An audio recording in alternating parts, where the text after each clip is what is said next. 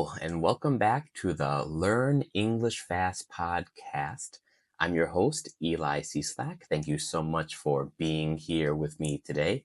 As usual, if you want to find a transcript or even some fun vocabulary words, please look down in the description. They are there. Use them for your practice and become better in your English. All right, so today the topic is stories. Stories and how to share stories in a good way, specifically in English. Stories are something that every culture has, every language has, and it's such a normal way of conversation. When we are talking to a friend, we share a story. When we talk to our parents after a long time, we share stories. Stories are in every culture. It's something that is just natural for people to listen to and to be interested in. Have you ever had the experience like in school where the teacher, they can talk about so many things, but when the teacher starts to talk about their personal life or some type of interesting thing that's happening to them, we suddenly become interested. Like, oh, what's up? It's very interesting because we love stories. Stories are so crucial. And so today I want to give you some tips on how to share your story in English. That can be, again, sharing why you want to learn English, why you're going somewhere, what you're doing. It can really be for anything. Stories are stories. All right. So, to begin, I just want to talk first about different types of situations where maybe you would want to share your story. Maybe you are going to America and you go meet your host family and they want to know, why are you coming to America? You go to a new school, you meet some new friends. They want to know, oh, why are you in this class? You go to a new job and during the interview, the person asks you, why are you interested in working for this company? During those times, you have to share a story. You have to share your reason why. And every reason why is a story. Try to remember that. Now, every story has three parts: the beginning, the middle, and the end. Obviously, I'm sure you learned this in school, but it's the same for speaking, not just for writing, also for speaking. At the beginning, you want to set the scene, set the story scene. Where were you? What were you doing? Then in the middle, you want to add more meat to the story, like the big event that happened, like the amazing surprise that happened. Then at the end, you want to share how you felt, your emotions during the story, like what was the end result. Here's a good example for you, all right? I'll share to you about my first time coming to live in Japan, and I'll keep it very, very short. All right, here I go. Maybe you're a new person I'm meeting. Oh, hello, my name is Eli. Nice to meet you.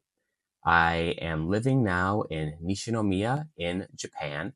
I came here to teach English, and I love the place here. It's a really wonderful city. That's it. The story doesn't have to be so deep. It can be something very, very simple. The beginning, I shared who I am. I shared where I'm living now. The middle, like what I'm doing, like the main event.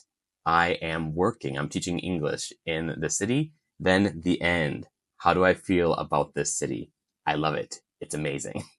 It doesn't have to be something so deep, but try to keep those points in mind when sharing your story. When you are sharing your story in English, here are some keywords for you. I wrote them down so I don't forget them either. All right. So a good popular phrase that we say is one time I. Dun, dun, dun, dun, dun. Yeah, one time I went to the store. It's a good way to start it. Yeah, one time I went outside. Here's another example. One time I saw a dog and something, something, something. It's a really good way to start the story because it makes it sound like it's something very interesting. I recommend using this when you meet someone new. Another good phrase is, I'll never forget when. We usually say this phrase I'll never forget when we are going to share a memory that we had. For example, yeah, I'll never forget the time when I climbed a tree with my brother. Here's another example. I'll never forget when I first saw my girlfriend. She was so beautiful. Good example, huh? Here's another one. I'll never forget when I first ate ramen. The ramen was so delicious, but I got a stomach ache because it was too spicy. Those are some examples that I use, just for the beginning of your story. Give it a shot. All right. And now, when you are sharing your story like in the middle, you want to try to use words that make it sound more interesting. Like you're not lying, but we use these descriptive words. Like, for example, if I say the phrase, I went to the park, I went to the park. That's true, but it sounds kind of boring. Maybe if I say, I walked in a beautiful big park. That sounds better. Here's another one. I go to school. I went to school. It's kind of boring. Maybe you can say, yeah, I went to my new school down the street and the school's so big. It's a bad example, but you kind of see what I'm trying to say here. You want to try to use more descriptive words when you are sharing something. It makes it sound more interesting. It really makes people focus in. I had a birthday party yesterday. Yesterday, I had a huge party for my birthday. So many friends came. It makes it sound more interesting. So try to use some more descriptive words when you are sharing your story. And also, one other tip I want to give you is really add emotion to it. I've met so many people who are learning English, students who are learning English, and they speak correctly. Like their grammar is not wrong, but there's really no emotion in how they're speaking. I went to work yesterday. How was it? It was okay. Like it's not wrong, but you want to add some emotion. How did you feel at work? I felt tired. Did you feel happy? Did you feel sad? Like you want to really share the emotions, especially when you're telling a story. People want to know you. They want to know how you feel. And when you share your emotions, it touches people even more. Not just sharing what happened, share how you felt. And also talk about how other people spoke in that story. Yesterday, I saw my friend at the park, and he told me that he saw a huge, like a bird. So use the phrases that other people were spoke to you during that time as well. Now, here, a good way for you to practice your story is, of course, with a language partner. Try to find someone that you can practice with. But if you can't find a partner, do this practice in a mirror. Find a bathroom. Do you have a mirror? Do you use the bathroom every day? Look in the mirror. Think about your story and what you want to share, the beginning, the middle, the end. And then for 1 or 2 minutes, speak into the mirror and share your story. Try to speak without stopping. Don't stop when you're speaking. So that way it can become more and more smooth. It's a really good way to practice confidence in English and just, to practice your speaking and pronunciation. Yeah, but stories are so important. Try to share a story with someone today. If a good app that you can use to find like partners is Hello Talk. It's really fantastic. I use that app to find so many language partners. Find a language partner that you can talk to maybe like once or 2 times a week and try to share a story of what happened to you that week. Give it a shot. Do your best. Now, here, I'm going to give you a story example. Listen to my story and try to see if you can hear the beginning, the middle, and the end of this story. Here I go. Yeah, I'll never forget the time when I was about 12 years old. I lived in the countryside with my brothers, and every day we would go outside and play.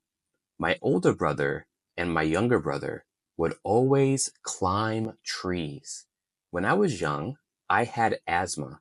So, asthma is when I'm not able to breathe. I can't like run. I can't even walk fast. And I would have a breathing problem. Like, this is called asthma. So, because of this, I wasn't really able to run with them, but I was always watching. So, one day, they are climbing up a tree, and at the top of this tree, there is a special branch, and the branch looks like a chair. And they would race up to this branch and sit down in this chair.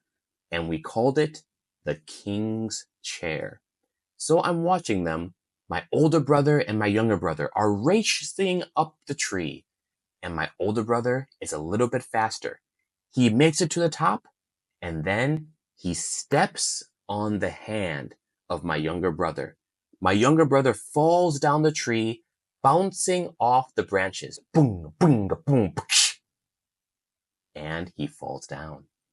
I think, oh no, he's dead. But he's not dead. He stands up and he says, "Mom!" And he runs back into the house to tell my mother. The end. So, were you able to hear the beginning, middle, and end of the tree climbing race or the king's chair? It's a true story. My brothers would always do that whenever I was watching them outside. I couldn't play with them, but I was always watching. Yeah, so there it is. Thank you so much for tuning in today for the Learning English podcast. If you have any other ideas for future episodes or anything that you want me to do, please write it down in the description below, and I will try to do my best to do your ideas. All right? Keep learning English. Do your best. I'll see you later.